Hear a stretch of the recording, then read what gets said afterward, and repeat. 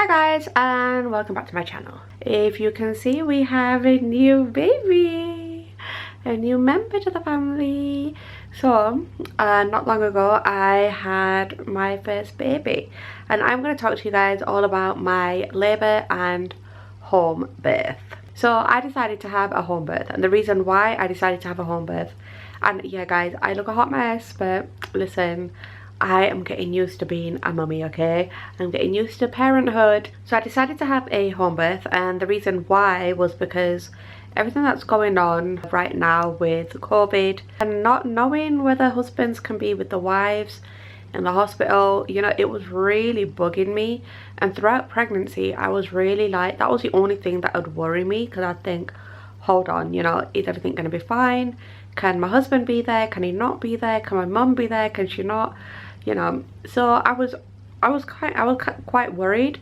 So anyway, I decided then, right at the start of my pregnancy, that we are gonna have a home birth, and it was the best decision ever. I'm gonna go through the procedures of home birth, and I don't know, maybe it'll help you guys. I have baby cub on me, so just bear with me guys, okay? My skin, oh my god guys, so after delivery my skin has gone so dry. In the camera it doesn't look all that, but trust me, it's not bad. For the home birth, the midwife had called me and asked me if I still wanted to go ahead with home birth. Then she asked me whereabouts I plan on delivering. So initially what I wanted was a water birth, but my pregnancy, so baby had arrived 2 weeks earlier, so there was no chance of me getting a birthing pool, no chance at all. And so I literally delivered our baby in my living room. It was quite an experience actually. So if you have a home birth, you cannot have an epidural, if that's how you pronounce it. You can't have that because that needs to be done at the hospital.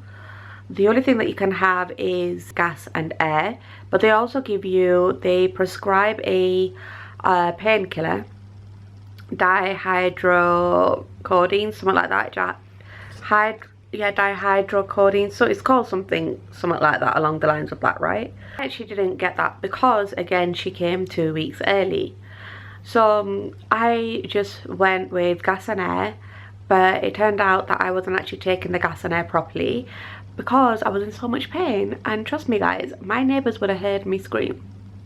They would have, because I don't know, I guess like I thought I was prepared for labour, but clearly I wasn't. I don't think anybody can really be prepared for labour though, to be honest. I really don't think that at all. She bought the hypnobirthing book. Guys, it did nothing for me, because in that time and moment of contractions, really bad contractions, trust me, I was just in so much pain. So they checked all those things with me, right? They checked that everything was fine, that she was growing fine, that the scans were fine, that my health is fine. And I was like, yep, everything was fine. So they were happy to go ahead with it. Normally they would actually come out to your house, but again with COVID, they are not coming out. Instead it's just a phone call, which for me, I didn't like that, because after I had given birth, the midwife actually said to me, you could have given birth in your bathtub, because our bathtub is a good sized bathtub, right? So they actually said you could have given birth there. And I was actually pretty annoyed, because again I wanted a water birth and it didn't happen. But so what they do is they come as soon as your contractions are getting really bad. So what they said to me was, if I get contractions every 3 minutes within the hour, to call them, and then they'd come out. So eventually it got to that. We set up the living room. We put towels everywhere, so bath towels everywhere. They did say get a shower curtain, and that shower curtain would be fine to put down. But guys, let me tell you something, do not put shower curtain down on top of carpet, because you will slip and slide everywhere. And that is what was happening to me. It was horrible. So my mum had actually got rid of it, and she put down the towels. The other thing is, if you have a home birth, what they say is it's your home. You can have whoever there and however many people there. Not excessive amount, but say if you wanted 3 people, you can. We removed the shower curtains. I wouldn't recommend that. If you want to save your sofas put down towels and layer up the towels. That's what I'd recommend. And if blood does get onto the sofa, just clean it straight away and it'll come off. Blood had gone onto our sofa and my mum cleaned it. It came right off. The only spot where the blood hasn't come off fully, and you can see a slight stain, is where she was born, on the carpet. So that, you know, you could just get a carpet cleaner out or just clean your whole carpet, it'll come right out. And I'm just trying to remember everything because it's an experience, right?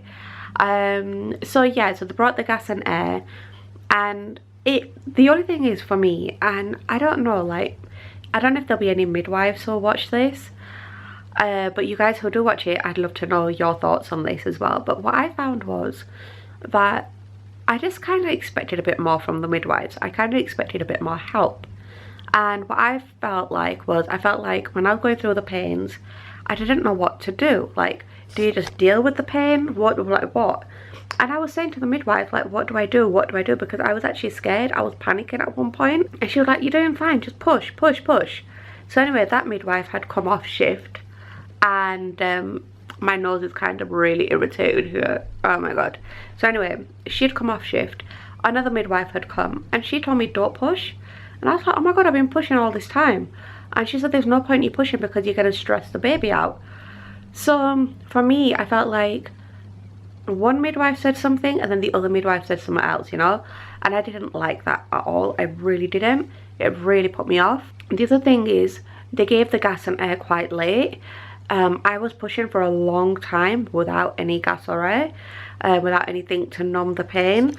So what I'd say is, if you do decide to do a home birth, just make sure that somebody is there to tell them, listen, give her gas and air, right? And eventually, so my contractions had started.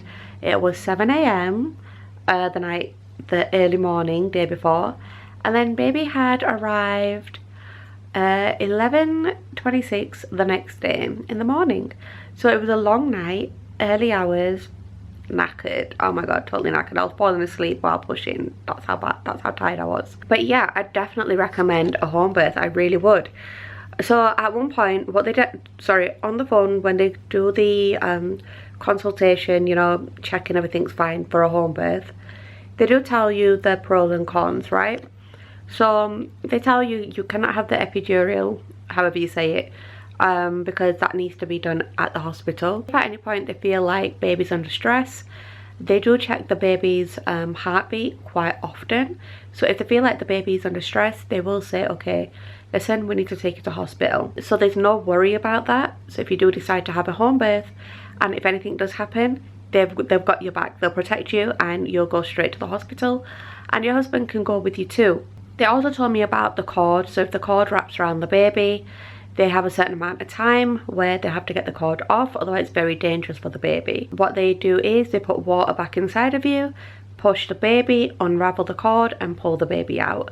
There was something else as well that she mentioned, which I can't remember, but something about having only 7 minutes to do this if something had happened to the baby, to protect you and baby. Whereas if you're in hospital, they've got doctors there and they'll see to you straight away. So I was a bit scared. I was like, oh my God, I can't believe it. Like, this is what could happen.